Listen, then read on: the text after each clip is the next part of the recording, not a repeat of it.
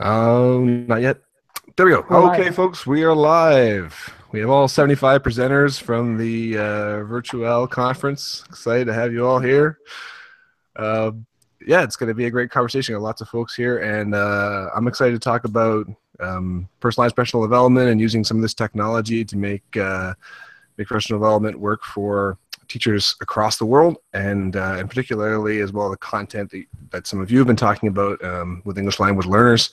So let me throw it to Tan, who is in the room, who is one of the organizers, and tell us a little bit about this conference in particular and some of the folks in the room. Hey everyone. So I started this, really the start of this conference really started in like September when I started to August of last year when I was new to Twitter and I was just posting my articles and then getting to know people like Carol and then Larry and then like sharing all these tips. And then as we would ask questions or we would post things, people would have conversations about it. And I was like, what a great idea to have if we would just have all these teachers in the same school teaching at the same time. Like, that'd be great. But we can't do that because all of us are in different places. But the best next thing we can do is why don't we pool all these brains, all these years of experience together and have a virtual conference instead of hosting a physical conference because of all the expense, all the logistics. And I thought, let's just try this out. Let's just bring all these people who have great experience together and let's see what would happen. And I'm grateful that the depth and the range of experience that showed up for the conference. And it was managed really well by Carol. Like I started it out and I was like, hey, who wants to help plan this? It was like an open invitation. It was a very like open source, very like whoever wants to throw their hat in the ring and then who wants to build. And Carol was one of the people that just like really took it up and her excitement. Like when you meet Carol for the first time, you're like, wow, you really are as excited as you are online. And her excitement really brought it through. And so I'm grateful for Carol for that. Fantastic. Well, this technology really supports that, right? Like you were just hoping to get a bunch of people in the room from all over different places, and it's a bit of a niche. I mean, it's not a niche thing, but it sounds like we've got people in the room from a variety of places and a lot of different experience. So maybe we'll do a bit of a roll call so people listening can know who we're talking to. So I'll start with Carol. Hi, Carol. Hi, and thanks for having me, and thanks for those kind words, Ton. And thanks for letting me be a part of it. I am Carol Salva. I'm from Houston, Texas, and I'm an ESL consultant, and I teach high school. I teach newcomers right now. Excellent. Valentina? Yeah. Sorry, I That's told all okay. of you to remember your headphones, and I forgot mine. They're like in my office, locked in the bottom drawer, so I keep unmuting my headphones. Um, I hear Larry, we've got you leaving soon, so let's say hi to you too. Hi, I'm Larry Filazzo. I teach at Luther Burbank High School in Sacramento, California. I teach English language learners, social studies and English. And in the afternoon, I teach international baccalaureate classes to everybody. And I was happy to be invited to participate in this tonight and also the online conference that Carol and Ton organized. Fantastic. We'll hear from you, Valentina. Wonderful. My name is Valentina Gonzalez, and currently I'm a professional development specialist. I work in Katy, Texas, kind of close to where Carol is. And I was so excited to be asked to be part of the Virtual 17. And I did a session on reading and writing workshop serving ELLs, and that's just where my specialty is in reading and writing and English language learners too. But just honored to be part of this group of amazing educators. And you're regular on the podcast now, so if you want to hear Valentina, you got to tune back in. There's a few other another episode with her on it, and you should check it out. Way to go chat. Katie. Hi, everyone. I'm Katie Tupple, and I live in Portland, Oregon. I am a K-5 English language development specialist, and I'm also an adjunct professor at Portland State University, and the courses I teach are in their ESOL endorsement series, so teaching those who are aspiring to be ELD teachers or bilingual teachers, things like that. All right, we've also got, excellent. Thanks, Katie. We've also got Cassandra. Hi. Sorry, I Cassandra, had your to mic's muted. There you go. unmute. Yeah, I had to unmute it. So my name is Cassandra Chapa, and I am in Tyler, Texas, which is in the east part of Texas. So when this got started, I was currently an ESL instructional specialist, mostly for secondary. And now recently I'm heading into a new position as an elementary principal. But my session was on accommodations are not the same as differentiation, and trying to help teachers find those strategies to support, our ELLs, and kind of teaching to help them be more successful. Awesome. Let me welcome you to the dark side. I'm glad you're able to come over. It's a good place to be. Yes. It's definitely been a fast couple of weeks, but I'm very excited for the opportunity. Excellent. We've got Carlota as well.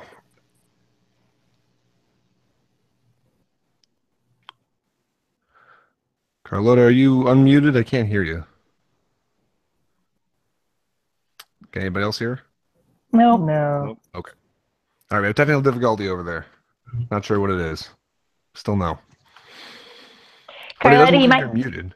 And you So- might try switching to your phone. I gave up and went to my phone. Yeah. Just a thought.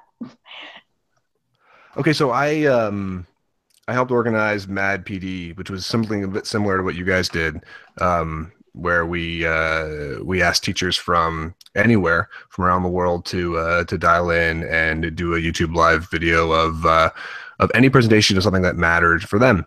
That's something that made a difference in their class. So Mad PD was make a difference, and we had a whole bunch of presenters. I forget what it was. Shy of 100 that did it on the day. So I know there was a lot of stumbling blocks for us, and I'm kind of curious, and I know people listening are wondering, so you've got this virtual, it's a virtual presentation, this virtual conference. What were some of the stumbling blocks and challenges that you guys worked through, whether it be as organizers or as presenters? And maybe I can throw that towards Tan, since I know your time's limited and something you definitely got involved in the presentation. What do you think, Tan? There were definitely glitches because it was the first time. For example, like Brett had planned this whole presentation, and it was like 40 minutes, and then the whole time it was like muted. And like as I was one of the participants, I could see the chat scroll. It was like going and going and going, and people were like, "We can't hear you, Brett." And I was like, "Oh my God, no!" But then again, we have like on the flip side where, like, for example, like Carlota's presentation, which was the same first block as Brett, and there were like 100 people in, and they were tweeting and they were talking about it, and like I had my iPad on the side, and I could see the tweets coming in and saying like, "This is great, I'm going to share all this information," and the same thing repeated with all the other teachers. As the presentation got towards the tail end, there were less participants. But it was good to know that there were still people participating and still there. And they said, "Hey, I have to go to soccer practice, or I have to go quickly do laundry, but I'll come back to this. This is great that it's online." And so, like, to know that, yes, there were things that didn't work, there were great things to celebrate. And then people could come back to it. And we are still getting people, like, for example, I get a weekly update from the program I use, S'more Pages. And it said, like, last week I just had 109 views, and the average time spent on the page was 10 minutes. It means like people are actually there. They're listening. actually watching and getting involved. They're actually watching, right? That's one of the best part of the tech is that it stays there, right? For me, that was beautiful. And if you're saying one presentation didn't go so well, that's pretty good. You run a live conference, you're gonna have one presentation that doesn't go so well with technical glitches, I would say. You know, the beauty of it though was I wasn't worried about anything not working, because we had already done Mad PD with you, and mine fell apart. The glitches out there, right? Oh my God. No, but mine had totally fallen apart. But so as soon as it was done, people were patient with me. As soon as it was done, I re-recorded it and uploaded it back to your conference brochure, and boom, now it's got tons of views. Because it's not about, I mean, it's great to do the live, but it's that we've had 3,600 people look at that page since that day. And it's like you said, it's the ongoing. Even Brett right away uploaded with sound. So there's no problem, no big deal. Yeah, agreed. That's one of the nice pieces. How about the guys who presented? I heard some people. My only frame of reference is the Mad PD thing, so I'm going to reference that a lot. I'm sorry, but I had a few presenters tell me that they had a hard time looking at themselves and not an audience while presenting, and figuring out how to toggle back and forth. And like, were there some challenges, or maybe the flip side of that? Were there some bonuses you didn't expect from the presentation? How did the sort of technical side of presenting in this sort of fashion work out for you? I think it was a Well, little I bit really awkward. appreciate. Go ahead, Okay. Larry. You go. I really appreciated that prior to the conference, Carol and Ton answer lots of questions and to sort of take us through, basically answer all the dumb questions that we had to ask. So so by the time it was the day for the presentation, they had sort of gone. We had sort of gone through everything that could potentially go wrong, at least for my piece, and I really appreciated their patience in dealing with it. So really, all I had to do was the actual presentation. Well, it was kind of fantastic because Larry told us he had 15 minutes. And if you're if you're an ESL person following anybody, you're probably following Larry. He gets all the resources together for the rest of us, and so it was an honor for us to help Larry figure something out. And so it was so great that we had an opportunity to flip some learning for teachers, because Larry has so much content out there that because he only had 15 minutes, and we appreciated that, we asked people to watch a video that is a very important social emotional learning video that he has that's also 15 minutes, and then come for this Q&A session with him. And people have remarked with me about that was a great thing to model, and that they're having ideas about how to do things like that in their classroom now. Great. Yeah, I should clarify the reason why I only had 15 minutes. That the last day of school had been a few hours earlier, and I was running on empty, and felt that that's about all I had on that day. It was like the worst day imaginable. I know. We knew that. We knew that. So we knew that. So we were real appreciative. And you spent more than 15 minutes with us. You know you did. At the end of the day, it was a ton of time. But we appreciated that you wanted to be a part of it, and that we found a way to fit it into your last day of school and everything. It was great. And it modeled what teachers can do with limited time. It was your last day of school. It's pretty impressive that you made it in. Yeah. I crashed afterwards. That kind of like segues into, there's a few folks that want to say a few things, but I know our time with Larry's limited. So one thing that I sort of found particularly useful in this way of doing PD, and also in Twitter and all those other things, is that it's pretty simple to squeeze it in. And you're doing that now, and you did that before. So would you speak to that a little bit? Because I know one of the things a lot of people tell me when I talk about Twitter and I talk about personalized PD is I just don't have time for it. What's your thought on that? Mm-hmm. Well, I think your point is well taken, that it is so easy to fit in bits and pieces, and whatever do it. As opposed to, I mean, when we think about PD, we're all used to thinking, oh, I got to spend a day out of the classroom and, deal with a sub plan, or I got to give up some my lunchtime. And we're in some ways we're like Pavlov's dog. In some way, we think, oh, PD, that's what we immediately start thinking about. Right. So this is trying to change, change that culture and have us realize that it can be short, sweet, useful, which I wish all professional development would be like. Yeah, absolutely. I mean, I check in with my morning coffee, right? And then other times I'll settle in and really get involved. But sometimes you can just sort of flip through and, see what one of 20,000 tweets Carol's put out that day so far. So, Cassandra, can I hear your comment? Yeah, I think when the process was going through, something that was really helpful was just the encouragement and support from others, and actually doing like a running record of what was working and what wasn't. So people who were practicing were able to share those things early before the date, and it just made things way more comfortable. And it would also encourage you to practice yourself. So hearing Nancy talking about being brave and going out there and videotaping herself and getting that jitters out of the way was just really encouraging and motivating. And I think that was something that helped it run more smooth or smoother, if you will. So. Yeah, Carol, did you share those videos that we made from Can you guys NPD hear and me the yet? how-tos? I can hear you, Carlota. Oh, you can? Okay, great. Yes, I did want to just answer Derek real quick. Yes, Derek, you had put some videos just before that for Mad PD, some how-to videos, very short. And I sent those out to this group just in case anybody, do y'all remember that I sent you some links to some videos? Some of y'all said they were super helpful. So I think that was great also, that we had a PLN that extended beyond our ESL PLN.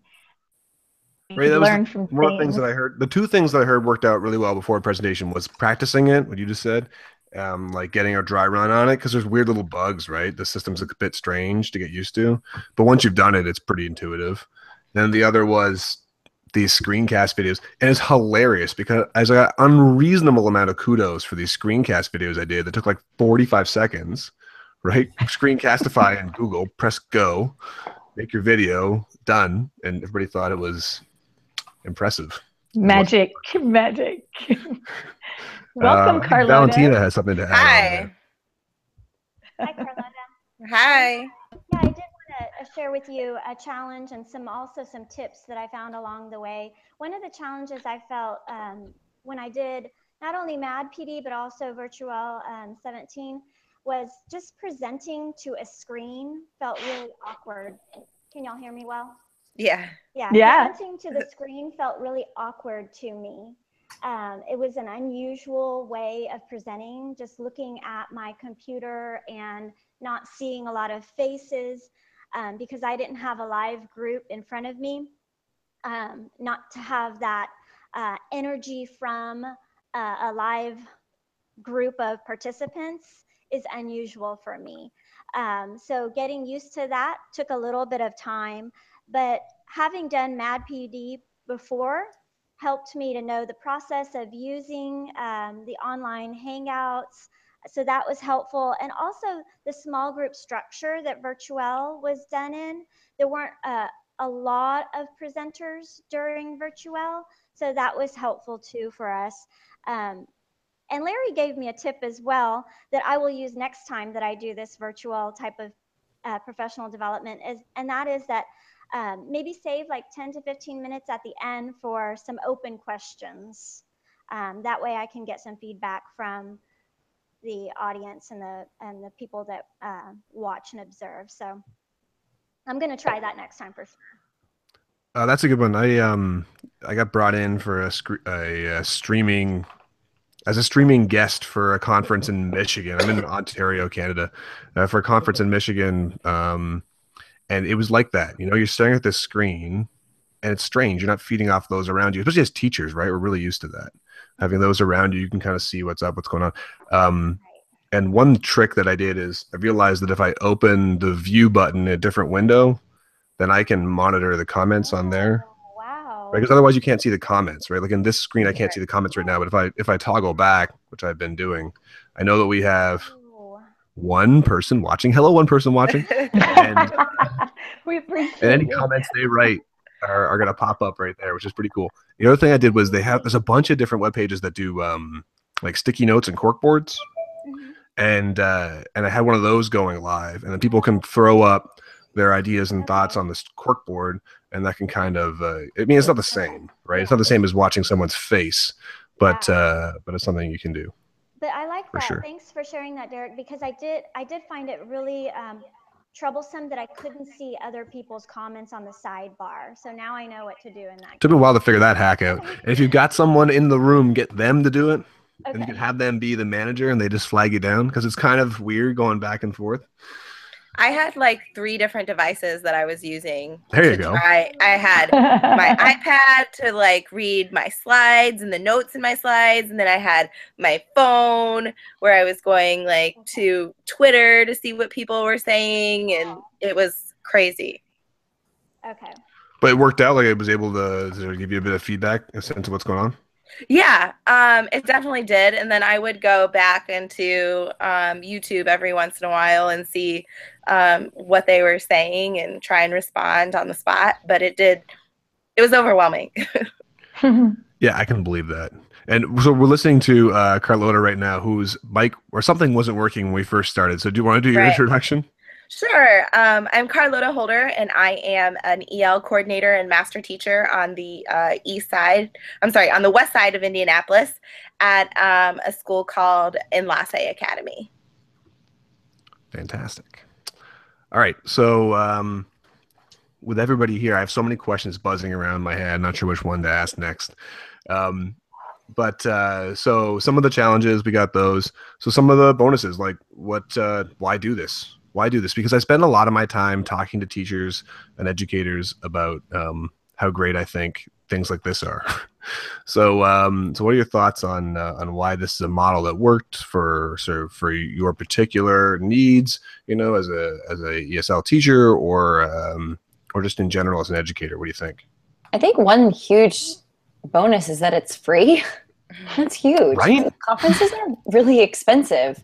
And I've found that sometimes if you get accepted to present, then your fee is reduced a little bit, or maybe you pay for one day but not the other, or something like that. But conferences can be expensive because most often they're not in your state, they're not local, and then you have to pay to get there, and you have to pay to stay overnight, and you have to pay to attend the conference, and all of those costs add up really quickly. And I do have professional development funds that I can access through my district, and that's wonderful. I'm very fortunate, but they're gone very quickly.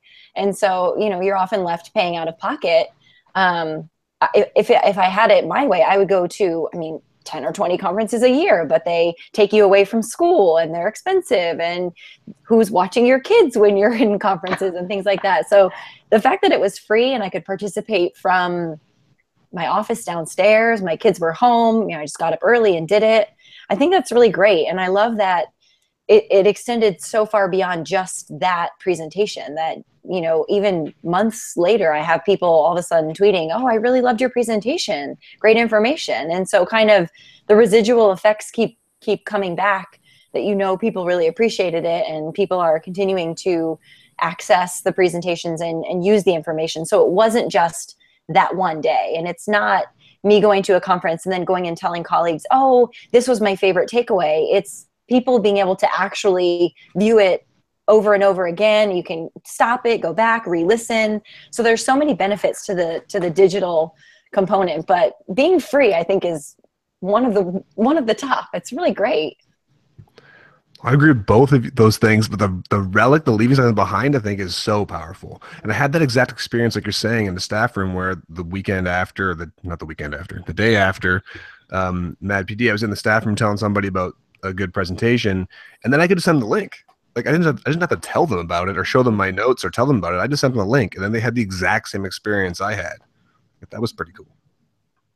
I think another reason why it's really important is that, yes, there's like tons of PD, but like how much PD is actually focused on English language learners? And, how much PD are you forced to go to, and you have to listen to somebody who doesn't know anything about English language learners, and you pay this fee and you waste your time, and there's just not as many opportunities for us as English language instructors to get meaningful PD that we can actually take back to our schools and our classroom and implement it. I definitely want to. Go ahead. Yeah. Well, I definitely want to echo that because it's it's not too much. We kept it within a couple of hours. I think if you wanted to sit down and watch the whole thing, it might be 3 hours, maybe. I don't know, maybe a little bit more. But you there's choices. There's very different. Valentina's got the elementary, and Brett's got some high school stuff, and Larry has something, the social emotional. These are things that we all really need, and every school really needs. But it's hard to find things like what Katie did, which is culturally responsive teaching. And it was. I feel like the sessions were very high quality, and being on demand. I want to ask Larry, because I know he has to jump out here in a minute too. He already And left. I feel like Larry, dang it. Well, I know he sees everything from one side of the spectrum to the other. And I don't know how long he's been doing this, but he blogs for the New York Times and for Education Week. And I felt like his stuff, it just lent a lot of credibility to the conference overall. And then each of the sessions, there wasn't one that I didn't think was just very high quality. Like what Carlota said, we go to conferences and it may be hit or miss. Not that they're not high quality, but they might not be what you need. So we had a program there that Ton put together that you can watch the 1 or 2 sessions that apply to you, but the keynotes I feel like were good for everybody. I just think it was well done. There's also the circumstance when you go to a conference and, there's several sessions at the same time and you want to go to more than one. That's the worst. Right? When you're presenting and you really want to go to a session that happens to be the same time as yours. And so, yeah, the overall quality of the conference might be excellent, but the actual pieces that you can go and listen to yourself are limited because of time constraints. So with this format, you can listen to every single presentation and you don't have to do it that day. You might catch a few and then you might, a couple weeks later say, oh, I really wanted to go back and listen to what Ton said, or go back and hear Valentina's a second time because I loved it. And you can do that. And so there's just so much more flexibility and access to an overall greater amount of information because of the format. I think so key. Go ahead. Oh, I think another thing is when you send people to conferences, you only get to send 2 or 3 people to represent your group. And so, yeah. And so here, you can watch them all and then you can share it with your entire staff. So, we're looking for sheltered instruction strategies. You don't have an excuse for not being able to go to a conference. I've given you a resource in which you can access all the things that you need to access in your own time. Or like you said, is what's most effective for your classroom. I'd like to say something right there too. We talked about earlier. Pull your mic up there, Valentina. I'm so sorry. Yes. There we go. I'd like to just say that earlier we talked about how these sessions are short, they're useful. Katie also talked about how they're free, but there's also so much choice in them. And we talk about how kids need choice, but teachers also need choice. We love choice. We like the ability to be able to feel free to pick the professional development that's relevant to us and our needs at the time. And I think that's what Virtuel did for all of our participants, and it still continues to do for them. I had someone comment on the Matt PD and was saying that they're a student teacher, and their comment was that they did an ed camp recently, and in the ed camp model, you're allowed to walk out. That's the idea, right? So you go in, don't like the conference, you walk out. Except there's human pressure there. Right?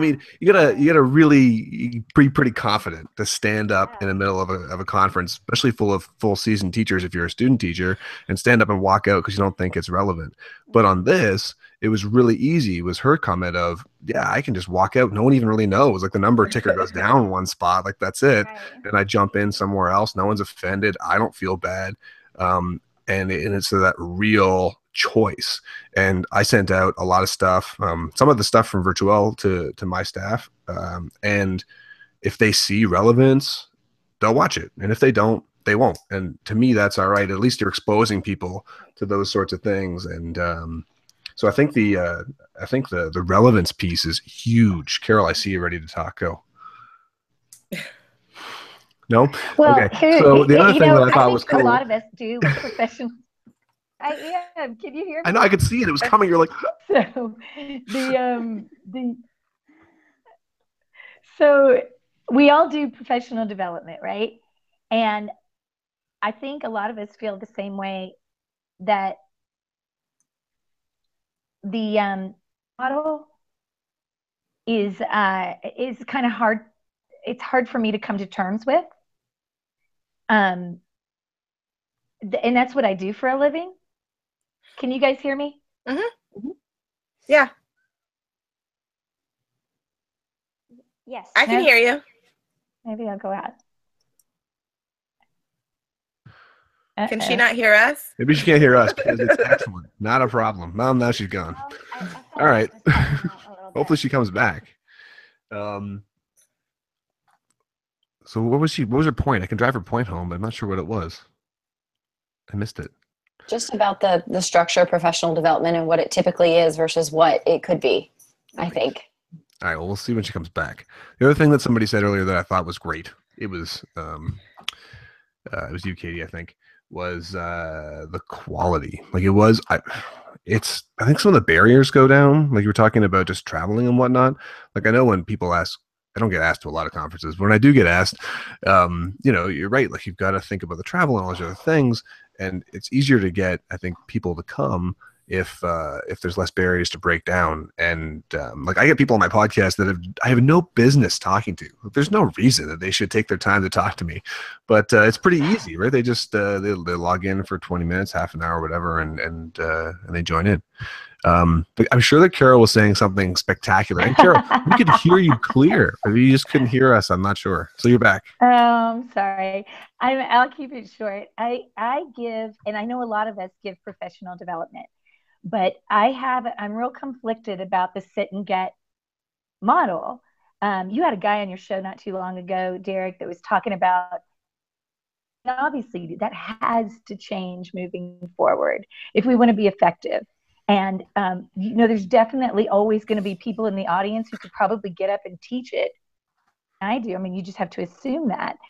So what I love about what we did is it's giving me more and more ideas about when I do. And the reality is that I have to have people, we all do, hours sometimes or 3 hours. So now I feel like I can deliver a training where I can give them more for their training time. I can show a piece of Virtuel and inspire them to maybe do something like that on their own time. Like, here's a conference on your own time. You could continue your own learning. And here's some book snaps too. And we also learn this and we also learn that. So I feel like it's helping me inspire I'm in front of, no matter what we're teaching, of ways to get professional development to extend what we're doing today or bring their ideas into it. It's just making my lens a little different for what we do and the value we bring to teachers. Something I just thought of too is that I'm often reminded by my instructional assistants that they don't get access to the same professional development that teachers get.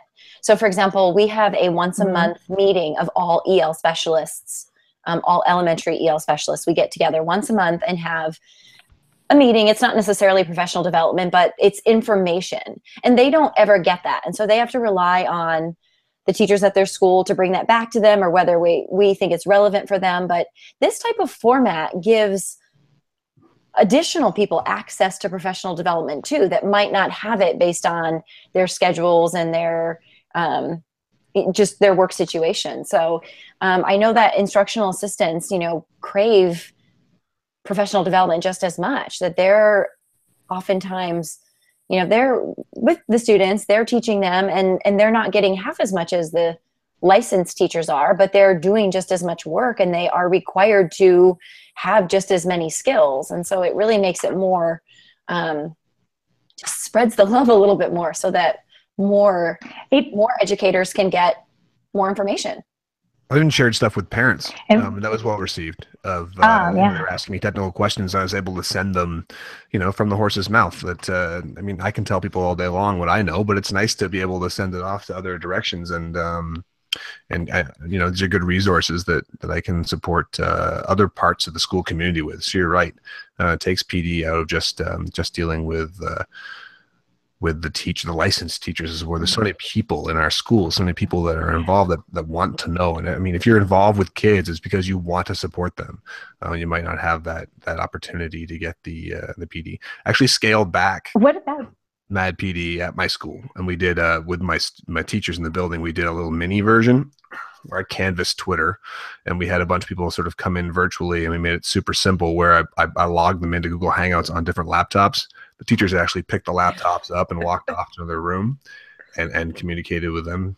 Carol was one of them, and it was great. That was It worked my out first. That really, was my really well. first thing like this. I like how you Oh yeah, scaffolded that it was a for them. blast.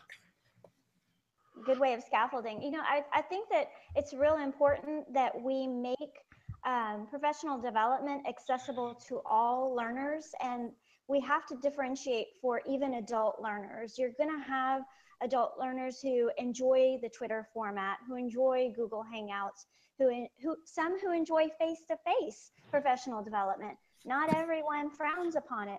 Some people really like that opportunity to sit in front of a presenter and have that type of, you know, energy and that experience with them. We have to meet the needs of all of our learners. And so I think that offering this type of choice professional development that's always going to be available out there does have a place in professional development.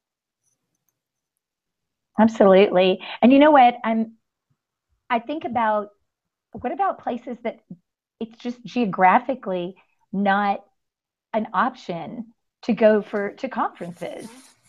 I mean, this is something that can be seen anywhere in the world. And for what we do, Derek, we do ESL. That's taught all over the world.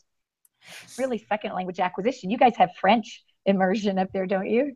We certainly do. So, yeah. So I think people who aren't able to go for different reasons. I think about little bitty districts all over the place that they just wouldn't be able to send anyone reasonably.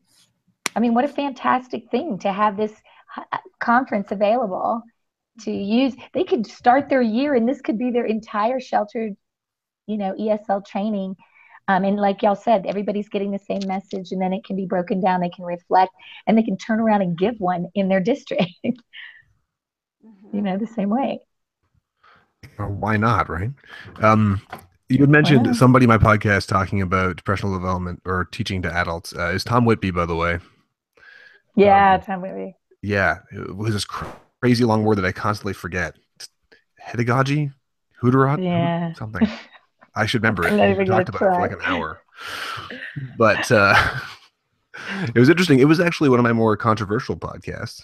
And he was talking about, how teaching to adults is different than teaching to kids, and that you need to give them choice, and you need to give them the opportunity to come in and out, the opportunity to own their learning, which no one disagreed with, but many folks disagree that that was how you teach adults, and but perhaps that's how you teach everybody.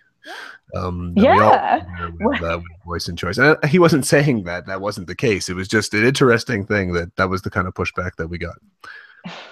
But yeah, it is so important, I think, at all stages to allow people to digest things in different ways. And I was talking about time before, you know, as educators don't have much time.